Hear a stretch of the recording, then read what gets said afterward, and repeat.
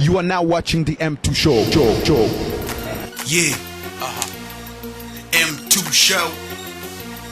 The M2 Show. Yeah. I say sit down and watch, sit down, relax. The M2 Show's about to come on your screen. I don't care who you are if you know what I mean. Life's too short to live entirely in sadness. That's why I'm trying to fight and stop this madness. People worldwide gonna see the M2 Show. Right job with the liver will I make a blow. From fashion entertainment will I let you know. Paris and White and the motherland. Baby, this is how we do it, just let it go. Watching the M2 Show.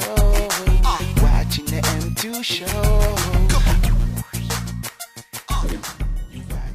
Bonsoir chers téléspectateurs, vous êtes en train de suivre Roger Montu Raja à partir de Washington, non loin du Pentagone, la capitale des États-Unis. Ce soir, nous avons comme sujet l'arrestation de l'ex-vice-président de la République démocratique du Congo, DRC ou RDC, Jean-Pierre Bemba. Jean-Pierre Bemba a été arrêté, suspecté de crimes sexuels en Centrafrique. L'ex-vice-président a été arrêté samedi dernier près de Bruxelles à la demande de la Cour pénale internationale CPI, qui le suspecte de crimes sexuels en République centrafricaine.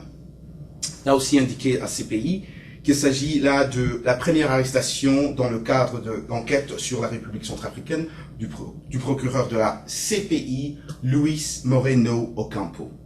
Le procureur a aussi dit, je souligne, Monsieur Bemba est le président du mouvement de libération du Congo, MLC, un groupe politico-militaire qui est intervenu dans le conflit en République centrafricaine, RCA, en 2002 et 2003, poursuivant une stratégie de terreur et de violence contre les populations civiles, marquées en particulier par une campagne de viols massifs et de pillage.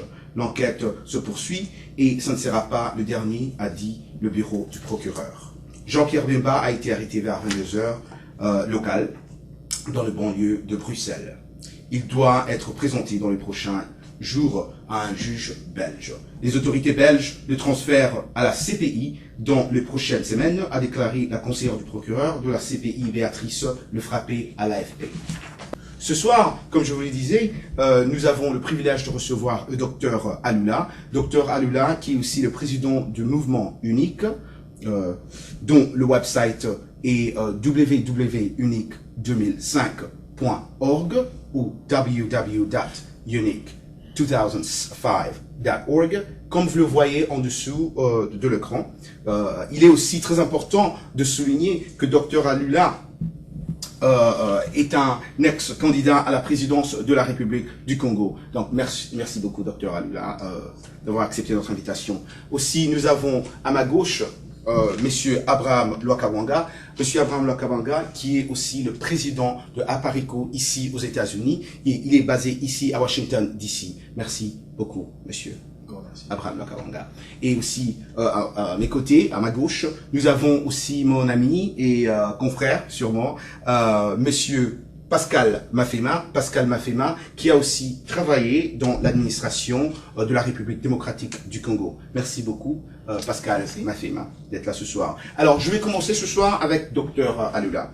Dr Alula, la CPI confirme que le nombre élevé de viols commis par les troupes du MLC, avec une brutalité sans nom, est une caractéristique particulière de cette affaire. Le procureur a aussi ajouté que M. Bemba avait déjà commis de pareils crimes en RDC. Ne pensez-vous pas que ce sont des accusations très graves, selon vous?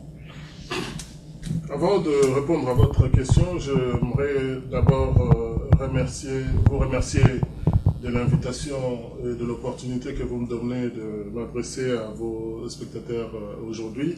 Donc merci à M2 Show. Une fois de plus, l'occasion de parler de mon pays que j'aime tant au nom du mouvement de l'unité congolaise, qui milite pour l'unité nationale et l'intégrité du Congo.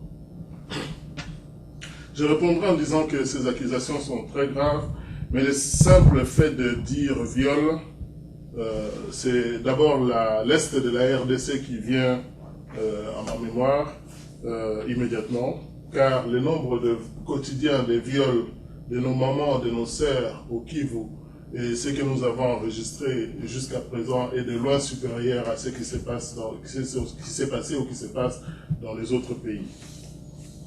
Je condamne le viol où que cela se passe, même en temps de guerre.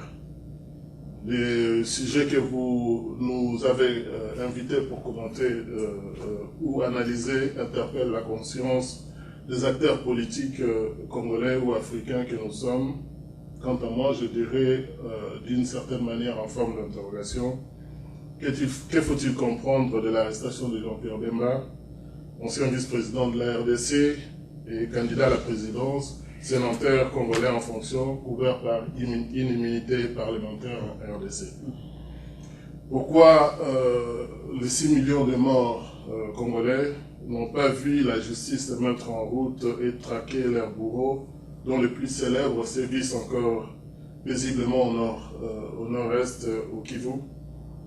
Je parle précisément de Laurent Kunda et Jules Moutebousi. D'ailleurs, j'allais aussi vous poser une question sur Laurent Kunda, mais sûrement on va venir, on va continuer.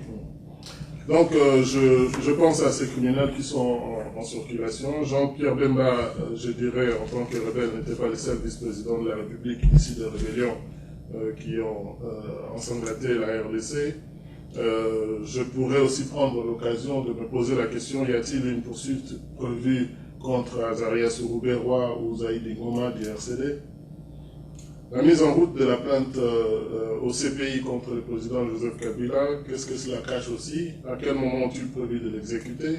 Connaissant les différences affichées par ceux qui tirent la ficelle dans l'ombre et leurs intérêts, il n'est pas impossible qu'on puisse voir tous les Congolais précéder Laurent Kunda, Batouaré à La Haye. Au moment où plusieurs contrats sont en cours de révision en RDC, je dirais que la CPI risque de servir d'épouvantail aux personnes soupçonnées de crimes contre l'humanité pour obtenir le maximum de concessions de leur part dans ces moments de révision. Nous pouvons aussi tirer une leçon sur ce qui se passe avec Jean-Pierre Bemba, que vous donniez ou pas, quand le moment viendra, vous serez arrêté, que vous le vouliez ou pas. Dans la crise qui a secoué la RDC, il n'y a que des Congolais qui ont été arrêtés, puis conduits à la Cour pénale internationale. Donc les Rwandais, les Ougandais, les Burundais vivant paisiblement dans leur pays et des millions de morts de Congolais n'ont pas les mêmes valeurs aux yeux des autres. Ça, c'est ce que nous pourrions nous dire et nous interroger.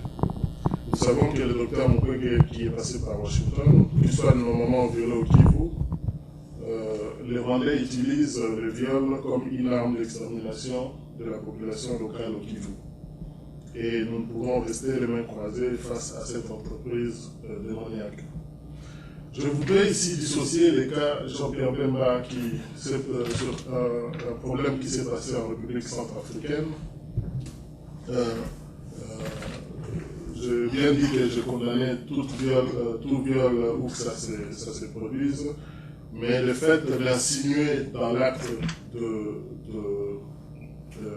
poursuite contre Jean-Pierre Bemba, qui aurait fait la même chose dans la RDC pour donner un poids et une justification à cette arrestation pour surcharger cet acte qui a été fait en RCA, alors que ces militaires prêtés par Jean-Pierre Bemba étaient sous le commandement du chef d'état-major de l'armée centrafricaine, donc sous les ordres du président Ange Félix Patassé, qui aurait pu mettre un terme immédiat à ces carnages et l'empêcher de pouvoir se réaliser. Ça, ce sont des questions que nous devons nous poser pour pouvoir comprendre les faits qui sont passés sur le terrain et surtout montrer que nous réfléchissons aussi quand même les Congolais, je parle en tant que Congolais, que même si nous voulons réprimander les actes de viol qui se sont passés chez nous, je m'arrêterai un peu là pour ne pas vider le contenu de notre discussion. Merci beaucoup. Sûrement nous allons revenir. Je suis sûr que peut-être que monsieur Abraham Lwakabanga vous a peut-être posé une question sur ça. On va en parler. Mais d'abord, je vais encore aller avec une question. Merci encore une fois, monsieur Abraham Lwakabanga. You are now watching the M2 show.